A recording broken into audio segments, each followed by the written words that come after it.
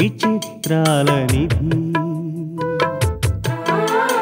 ఓ విధి విచిత్రాల నిధి వింత కథల సారథి ఆశ నిరాశల వారధి నిరంకుశ నిర్ణయాల నిర్దయవానిధి ఓ విధి విచిత్రాల నిధి ఓ విధి. రోజీ కూడా అప్పుల పాలైపోయి సొంత ఇల్లు కూడా అమ్ముకునే పరిస్థితికి వచ్చింది కదా. ఈ టైంలో ఆ ప్రాపర్టీ ఇస్తేనే రోజీని అవసరానికి ఆదుకున్నట్టు అవుతుంది. సంధ్య నుంచి ఆ ప్రాపర్టీకి సంబంధించి క్లియరెన్స్ వస్తే ఇంకేమన్నా ఉందా సార్? రోజీ మళ్ళీ రెచ్చిపోదు? ఇంకా రెచ్చిపోవడానికి ఏముంది? డబ్బు పోయి పరువు పోయి రోజీ సగం చచ్చింది, బాగా బుద్ధొచ్చింది. అంచేత ఇకపైన జాగ్రత్తగా ఉంటుంది. ఏమో సార్, నేను ఈ విషయంలో కన్విన్స్ అవ్వలేకపోతున్నాను. అంటే సంజయ్ రోజీకి ఆస్తి రాసి ఇవ్వడం పొరపాటంటావా? నాకు అలాగే అనిపిస్తుంది సార్.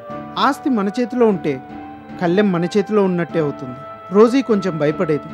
పగ్గాలు తన చేతిలోకి వెళ్ళిపోతే ఇంకేముంది సార్, కథ మళ్ళీ మొదటికి వచ్చేస్తుంది. ఇంకా ఈ కళ్యాలు పగ్గాలు ఏమిటి సుధాకర్? ఆ రోజులు పోయాయి.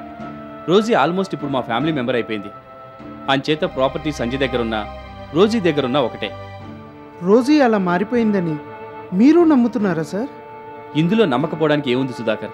అన్ని సంవత్సరాలు చలసాని గారికి దూరంగా ఉంది, మళ్ళీ ఆయన దగ్గరికి వచ్చి కలిసి ఉంటుందంటే అంతకన్నా రోజీలో మార్పు వచ్చిందనడానికి నిదర్శనం ఏం కావాలి? ఏమో సార్, రోజీ మనసులో ఏముందో ఆ బ్రహ్మదేవుడికి కూడా తెలీదు. నిజమే, ఇదివరకైతే మేము అలాగే అనుకునేవాళ్ళం. కానీ ఇప్పుడు చలసాని గారి దగ్గరికి రావడం, మా ఫ్యామిలీ మెంబర్ లాగా మాతో కలిసి మూవ్ అవ్వడం, ఇవన్నీ చూస్తే నాకు ఆ అనుమానం రావడం లేదు. నువ్వు మరీ ఎక్కువగా అనుమానిస్తున్నావేమో అనిపిస్తుంది. అనుమానంతో కాదు సార్, రోజీ దగ్గర చాలా కాలం పనిచేసిన అనుభవంతో చెప్తున్నాను. రోజీ వేసే ప్లాన్లు, చేసే నటన అన్నీ నాకు తెలుసు. అబద్ధాలు చెప్పడంలో రోజీ ఎక్స్పర్ట్. ఈ విషయంలో నాకు జోక్ గుర్తుకొస్తుంది. ఉన్న పళ్ళంగా తడుముకోకుండా అబద్ధం చెప్తే 100 రూపాయలు ఇస్తానన్నాడట ఒకడు. వెంటనే అవతలవాడు, అదేమిటి 200 ఇస్తానని 100 తగ్గిచ్చేసావో అన్నట్ట. రోజీ కూడా అదే టైప్, టక్కున మాట మార్చేస్తుంది. ఎన్ని అబద్ధాలైనా ఆడుతుంది. ఒక్కోసారి ఆఫీస్కి వచ్చే వాళ్ళతో ఆవిడ మాట్లాడే తీరు చూస్తే నాకే మతిపోయేది. ఏది నిజమో ఏది అబద్ధమో కూడా తెలిసేది కాదు. కరెక్టే సుధాకర్, దానికి వేరే ఉదాహరణలు ఎందుకు? మా దగ్గరే అబద్ధాలు చెప్పింది, ఎన్నో నాటకాలు ఆడింది. మాకు అనుభవం ఉంది. కాకపోతే రోజుకి ఇప్పుడు ఆ అవసరం లేదు కదా. అవసరం లేదని ఎలా చెప్పగలం sir? It's too much Sudhakar. మనిషిని ఒకసారి కాకపోతే ఒకసారైనా నమ్మాలి. నిజమే సార్, కానీ రోజీని తప్ప అని యాడ్ చేసుకుంటే బాగుంటుంది. ఓకే, అలాగే అనుకుందాం. అయినా ప్రాపర్టీ కోసం ఇన్ని రోజులు ఇంత నాటకం ఎవరూ ఆడలేరు కదా. పోనీ అలా ఆలోచించు. ఎలా ఆలోచించినా రోజీని నమ్మలేం సార్. తలుచుకున్న పనిని సాధించడంలో ఆవిడికి మరెవ్వరూ సాటి రారు. మహా నటీమణులు కూడా ఆవిడ ముందు దేనికి పనికిరారు సార్.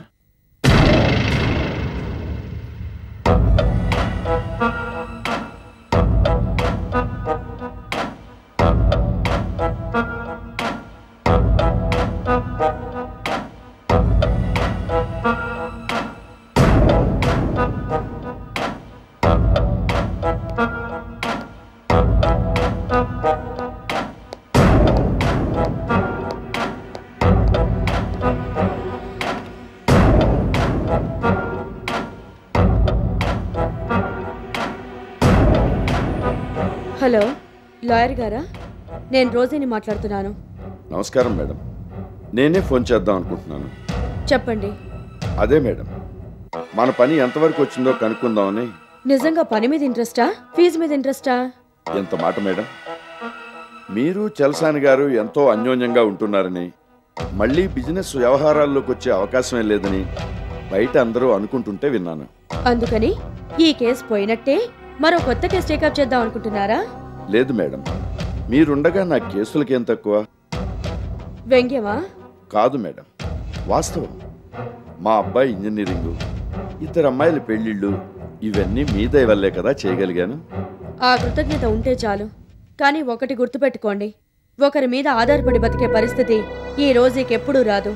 పరిస్థితులు కూడా మిమ్మల్ని చూసి భయపడతాయి మేడం. నా ప్లాన్ ప్రకారం ఇంతవరకు అనుకున్నది అనుకున్నట్టే జరిగింది. ఎవ్వరికీ ఏ అనుమానం రాలేదు. నా ఆస్తికి సంబంధించిన కాగితాలు కూడా తొందరలోనే సంధ్య దగ్గర నుంచి వచ్చేస్తాయి. నిజమా మేడం? అదే జరిగితే అంతకంటే మనకు కావాల్సిందే ఉంది. జరిగి తీరుతుంది. అవి రాగానే ఒక్క క్షణం కూడా మనం ఆలస్యం చేయడానికి వీల్లేదు. ఆస్తిలో వేరే వాళ్ళకి హక్కు ఉందని కదా మనకి ఫైనాన్స్ చేయడానికి కానీ పార్ట్నర్స్గా ఉండడానికి కానీ అందరూ భయపడుతున్నారు. ఇప్పుడు నా ఆస్తి నాకు తిరిగి వచ్చేస్తోంది. వీళ్ళందరినీ ఇప్పుడు ఆట ఆడించాలి. మొత్తం మన ప్రాపర్టీస్ అన్నీ ఎక్కడెక్కడున్నాయో అవన్నీ నా సొంతమేనని, వేరెవరికి ఆ ఆస్తి మీద ఎటువంటి హక్కులు అధికారాలు లేవని తెలియజేస్తూ అందుకు తగిన డాక్యుమెంట్స్ వెంటనే ప్రిపేర్ చేసి రెడీగా ఉంచండి.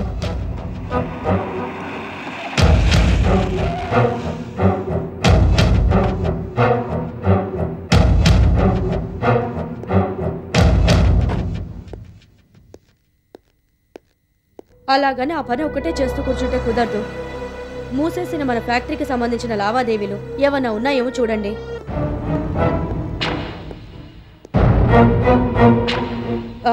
అన్నట్టు నేను చెప్పేంత వరకు విషయాలేవి బయటికి రాకూడదు. జాగ్రత్త.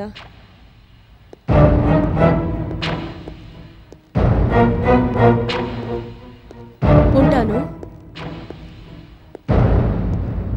ఎవరు ఫోన్ చేశారు? లక్ష్మి ఫోన్ చేసిందండి. అలాగా? ఏమంటోంది? మళ్ళీ బిజినెస్లోకి ఎంటర్ అవ్వమని చెప్పడం లేదా? ఎవరు చెప్పినా ఇక ఆలోచన లేదండి. అవన్నీ తిరిగ్గా మాట్లాడుకోవచ్చు గాని మీకు ఇష్టమైన టిఫిన్ చేశాను, తిందురుగా రండి. ఇంతకీ నువ్వు లక్ష్మి ఏం మాట్లాడుకున్నారో చెప్పనే లేదు. ఇద్దరు ఆత్మీయులు కలిస్తే ఏం మాట్లాడుకుంటారండి? అంత మంచి మనుషులు మనకు దొరకడం నిజంగా నా అదృష్టం అండి. కరెక్ట్గా చెప్పావు రోజీ. నేను కూడా అలాగే అనుకుంటూ ఉంటాను.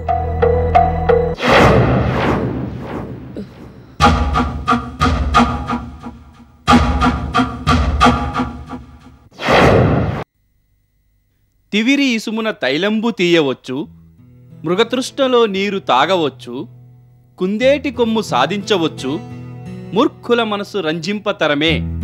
అమ్మా, ఈ పద్యం కరెక్టేనా? ఇప్పుడు సడన్ గా ఆ పద్యం ఎందుకు గుర్తొచ్చింది? ఏం లేదమ్మా, ఆ పద్యం తప్పో రైటో తెలుసుకుందామని. అదేమిటి? మరదే తమాషా అంటే. పద్యంలో కవిగారు ఏమన్నారు? ఏమన్నారు? ఇసుకలోంచి నూనె తీయవచ్చు, ఎండమావిలో నీరు తాగవచ్చు, కుందేటు కొమ్మునైనా సాధించవచ్చు కాని మూర్ఖుల మనసు రంజింప చేయలేవన్నారు. మరి అక్కడే వస్తుంది తేడా. ఏమిటి? మూర్ఖుల మనసు రంజింప చేయలేమన్నారు కదా, కానీ మూర్ఖురాలైన రోజీ. స్టాప్.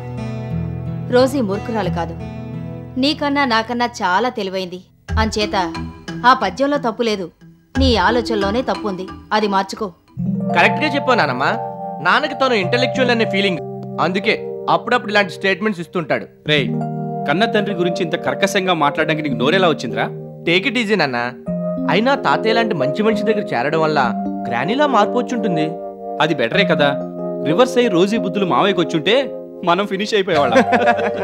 మీరిద్దరూ రోజీ మీద ఇంత ఘోరమైన కామెంట్స్ చేస్తున్నారు కదూ. ఈసారి రోజీ వచ్చాక చెప్తానుండండి. చెప్పినా నో ప్రాబ్లం నానమ్మా. ఇదివరకైతే ఈ మాట వినగానే గై గైమని లేచేది. ఇప్పుడు అలా కాదు, నువ్వు చెప్పినా కూల్గా నవ్వేస్తుంది. అది సరే గాని ఏమిటా గిఫ్ట్ ప్యాక్? అమెరికా నుండి మాధవరావు గారు వచ్చారు. వాళ్ళ అబ్బాయి ఆఫీస్కి వచ్చి నీకిమ్మని ఇచ్చాడు. సంజయ్ పంపించిందట. అలాగా? సంజయ్ దగ్గర నుంచా? ఏం పంపించిందంట?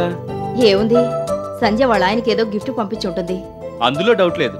ప్లీజ్ ఓపెన్ చేయనానమ్మా. ఏమిటి, సంజయ్ దగ్గర నుంచి వచ్చిందనా అంత తొందర పడిపోతున్నావు? అలా అని కాదు. మాకు తెలుసులేవా సుబ్బారావు, నీకు పంపించి నాకు పంపించకపోవాలి. సంజయ్ పని ఫినిష్. అమెరికా వెళ్ళి మరీ దులిపేస్తాను. ముందు నువ్వు ఓపెన్ చేయమ్మా. ఇంకా సేపు ఆగితే ఇద్దరికి బీపీలు పెరిగిపోయేటట్టున్నాయి. ఓపెన్ చేస్తున్నా.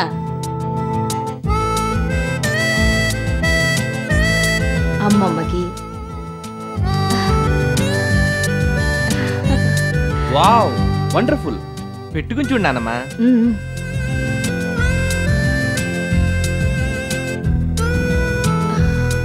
ఎలా ఉంది? బ్యూటిఫుల్. నీకు చక్కగా సూట్ అయింది. ఏది ఇటు చూడు. ఆహా, ఇన్నాళ్ళకి దేవి గ్రూప్ ఆఫ్ ఇండస్ట్రీస్ చైర్పర్సన్ లా ఉన్నావు. అంటే ఇన్నాళ్ళు అలా లేనా? అబ్బా, లాజికల్ వద్దమ్మా. నాకేం పంపించిందో చూడు. చూస్తున్నా. ఇది మావయ్యకి. ఓహో, స్టేట్స్ లో వచ్చిన లేటెస్ట్ మోడల్ అమ్మా ఇది. ఏమైనా సంజయ్ టేస్టే టేస్ట్. ఇంకా ఏం పంపించిందో తొందరగా చూడనమ్మా. ఇంకేమీ లేవు వినోద్.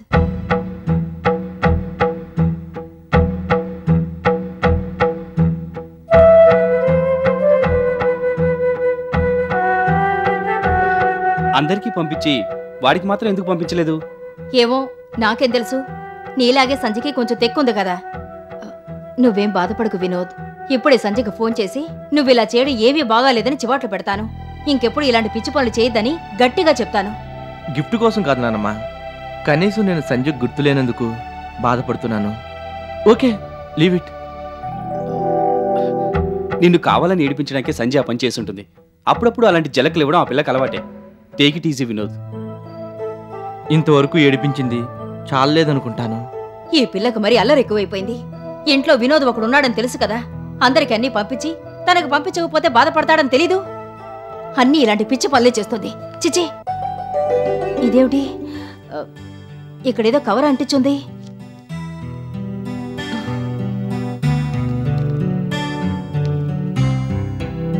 డియర్ వినోద్,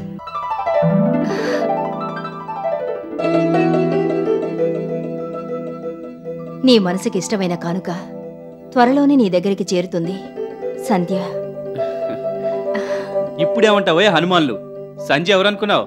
నా మేనకోళ్ళు. ఈ చేతులతో పెంచాను. అనవసరంగా ఎవరిని హర్ట్ చేయదు తెలుసా?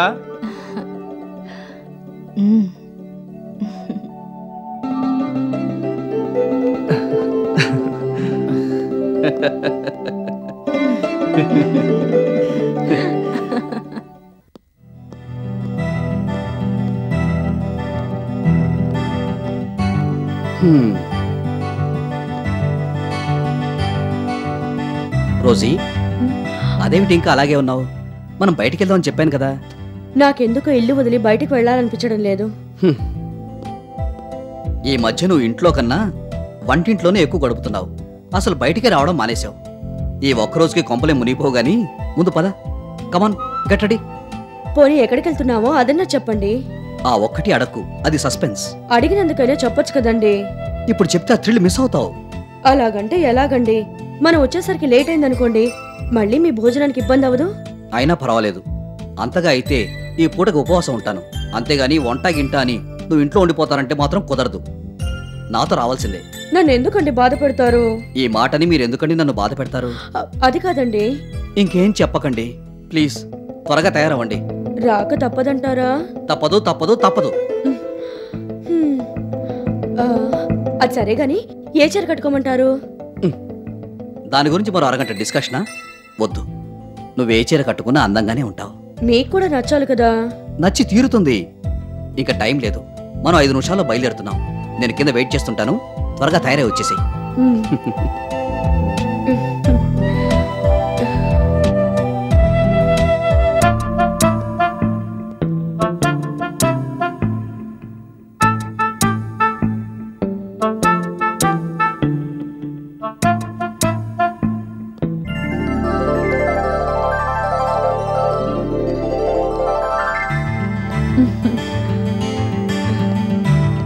ఎలా ఉందండి చీర?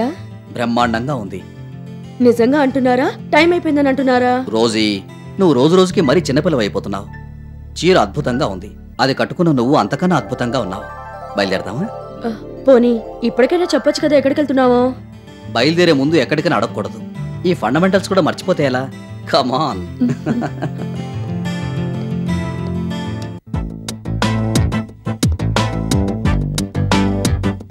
Please welcome sir.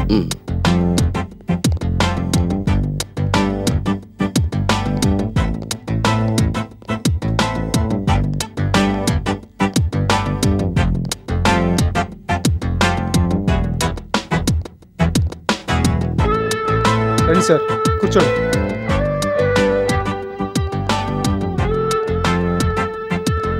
కూర్చోండి మేడం. ఏం కావాలో ఆర్డర్ ఇస్తారా సార్? కాసేపు ఆగిరా. Okay sir. ఆర్డర్ ఇచ్చలేకపోయారా? ఇప్పుడు చెప్తే ఏ గంటకో తెస్తారు. ఇక్కడ లేట్ అయితే మళ్ళీ మీరు పడుకునేసరికి ఇంకా లేట్ అవుతుంది. మీ ఆరోగ్యం బాగుండాలంటే కొన్ని టైమింగ్స్ ఖచ్చితంగా పాటించాలి. No problem Rosie. నువ్వు వచ్చాక నేను పర్ఫెక్ట్ అయిపోయాను. ఒకరోజు కాస్త అటు ఇటు అయినా పర్వాలేదు. మీరు అలాగే అంటారులేండి. మీ గురించి నాకు తెలుసా, మీకు తెలుసా? అయినా ఎందుకు లేటు? వేరే గెస్ట్లు ఎవరైనా రావాలా?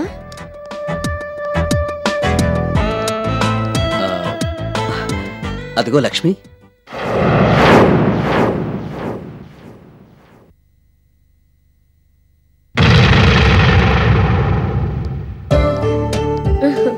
రా లక్ష్మి. ఈయనేదో సరదాగా బయటకు వెళ్దామంటే వచ్చాను. లక్కీగా నువ్వు కలిసావు. మంచి కంపెనీ కదండి. అదేమిటి క్రెడిట్ అంతా లక్ష్మికే ఇచ్చేస్తున్నావు? లక్ష్మిని ఇక్కడికి రమ్మని పిలిచింది నేను. అంటే నేను వస్తున్నట్టు రోజుకి కూడా చెప్పలేదా మీరు? లేదు, సడన్ సర్ప్రైజ్ ఇద్దామని చెప్పలేదు. పోనీ నేనొస్తున్నట్టున్న లక్ష్మికి చెప్పారా? లేదు, నాకు తెలీదు. అంటే నేనొస్తున్నానని తెలిస్తే నువ్వు రావడం మానేస్తావేమోనని చెప్పుండరు. అదేమిటి రోజీ? అవును లక్ష్మి, నీకు అసలే మొహమాటం ఎక్కువ. నేనొస్తున్నానని చెప్తే భార్యాభర్తల మధ్య నేనెందుకు అని మానేస్తావేమోనని చెప్పుండరు. ఏమండి, నేను చెప్పింది కరెక్టేనా? Yes yes, rose is always right. ఏదైతేనే మొత్తానికి ముగ్గురం కలిసాం, అందుకు హ్యాపీ. ఏం చెప్తాం? మామూలు భోజనం చాలు. లక్ష్మి, నాకు అదే చెప్పండి. భోజనం రోజు ఇంటి దగ్గర చేసేదే కదా, వెరైటీగా ఏదైనా తిందాం చెప్పండి. మీ ఇష్టం, మీరేం చెప్తే అది. చూసావా లక్ష్మి, ఇది వరుస.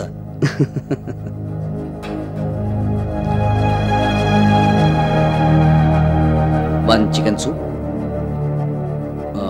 One ginger chicken, one mutton curry, 2 vegetable fried rice and లాస్ట్కి butterscotch ice cream. That's all. Okay sir.